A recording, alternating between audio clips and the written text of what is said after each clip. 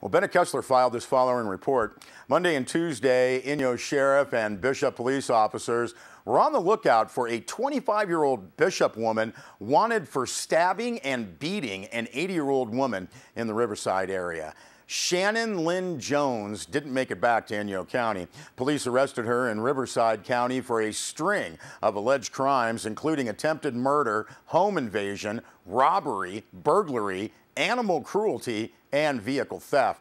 Now, last fall, Jones had been booked at the Inyo County Sheriff's Office for felony battery, resisting a police officer, and disturbing the peace. Now, according to KTLA News, at 6 a.m. Monday, a call went into Riverside Police that a young woman was hiding in a shed in the Meadows Mobile Home Park, rambling that someone was trying to kill her.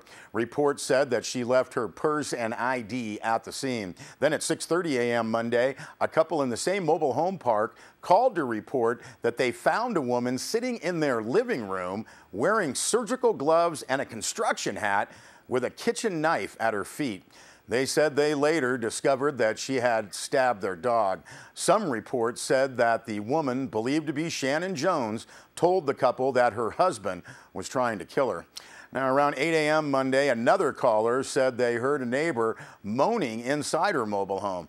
Authorities said they found a woman beaten and stabbed. Her 1995 Camry had also been stolen. The woman was hospitalized and reported in critical but stable condition. Now, Riverside Police issued a bulletin and specifically contacted the Inyo Sheriff's Department and Bishop Police Department to be on the lookout for Shannon Jones. Now, Bishop Police say they had assisted Inyo's sheriff's officers in that local incident, and both agencies expected Jones might show up in Inyo. Now, Riverside Police reported that Jones was arrested by a joint law enforcement effort before 3 a.m. on Tuesday. Riverside Police said that Jones was captured after a short vehicle pursuit in Riverside County. Police reported that after crashing the stolen Camry, Jones fled on foot and was later arrested without incident. Well, Bennett Kessler also filed this report. Jack Colby of Mammoth Lakes pleaded guilty on Monday to one felony count of possession for sales of cocaine. Now, Mono District Attorney Tim Kendall said the court sentenced Colby to 3 years in local prison. Colby also forfeited around $20,000 in cash and a 2003 Harley-Davidson motorcycle valued at approximately $15,000. Now, last September, Mono County Narcotics Task Force agents reported that they had worked with the Sheriff's Department and Mammoth Police in an investigation involving the sale of cocaine in Mammoth. Now, Monet served a search warrant at Colby's home and arrested the then 70-year-old man on suspicion of sales of cocaine. Now, Mono DA Kendall said that officers found over a pound and a half of cocaine that was mostly packaged in 417 individual gram baggies. Kendall also said that along with the cocaine, approximately $20,000 in cash, several motorcycles, Colby's personal vehicle, and his residence were seized, quote, based on the belief that they may have been purchased with drug proceeds, end quote. Now, Kendall said that after a financial investigation, Colby had to forfeit the money and the Harley motorcycle. The other motorcycles, vehicle, and residence were returned to Colby, who will now turn himself in on April 26th. Kendall said Colby will not have probation or parole when he is done with his custody time. Now, in November, DA Kendall had explained that Colby faced the potential of a double sentence. He explained that if a defendant has a prior felony and is convicted of a new felony, the court can double the sentence of the new offense. Now, in Colby's case, if he had been found guilty of the drug charges in a trial, his earlier assault conviction could have caused a double sentence. Well, Bennett Kessler also filed this story.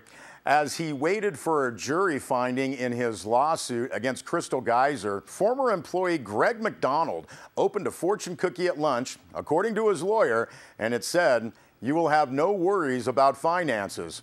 McDonald later heard from a jury that awarded him $425,000 in his suit, which alleged harassment by Crystal Geyser based on his gender and race.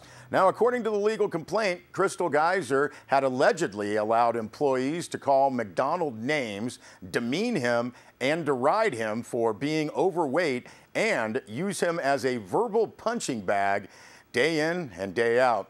Now, McDonald's attorney, Ken Fitzgerald, said that 80% of the Crystal Geyser workforce is Hispanic, with a handful of Caucasians. Now, he alleged that his client, McDonald, was the subject of harassment because he is a white male.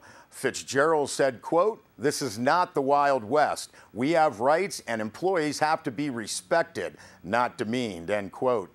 Now, the jury apparently agreed. In addition to the $425,000 award, lawyers privately settled on an amount for punitive damages as directed by the jury. Now, the attorney that represented Crystal Geyser, Mary Wright, did not return a phone call from Sierra Wave Media seeking comment. Now, the civil trial involving this employee issue was unfolding in Superior Court. At the same time, Crystal Geyser officials asked for and received approval for that major bottling plant expansion next to their current plant in the Olancha Cartago area. Well, the river fire in Owens Valley had burned 407 acres and was 85% contained as of midday Wednesday.